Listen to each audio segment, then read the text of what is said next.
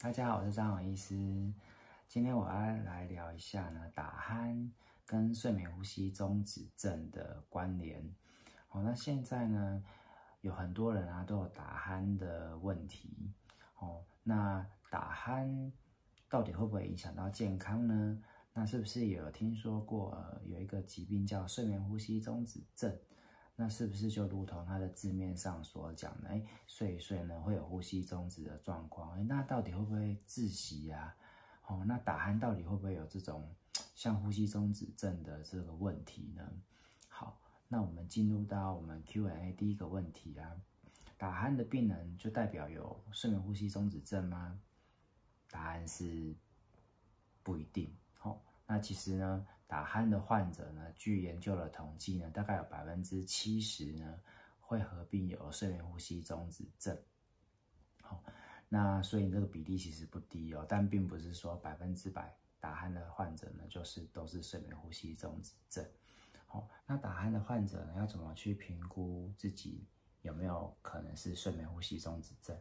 好，那有几个方式哦。第一个可以请家人呢帮忙留意一下自己在睡眠的时候呢，会不会有打鼾到一半突然不打鼾了，然后突然好像也不太呼吸了，突然又呼吸那种呼吸中止还有恢复的状况。好，那第二个呢，也可以评估说，自己的身体的状况呢，是不是有一些容易有睡眠呼吸中止症的风险？好，那睡眠呼吸中止症的风险有哪一些呢？第一个呢，男性。好，那第二个呢是肥胖。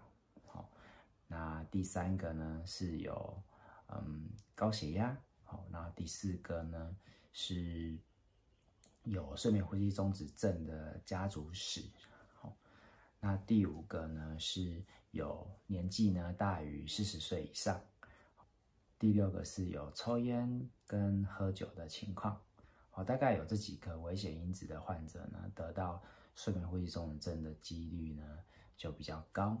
好，那还有一个蛮重要的线索，就是如果你白天呢起来会觉得很累，然后白天想要打瞌睡，明明前一晚已经有预留充足的睡眠时间，但呢还是起床还是觉得很累，那这些迹象呢就指向说，那你很有可能就是有睡眠呼吸中止症的状况哦。以上大概是这一些。好，那欢迎有问题的网友呢，也可以在下面留言。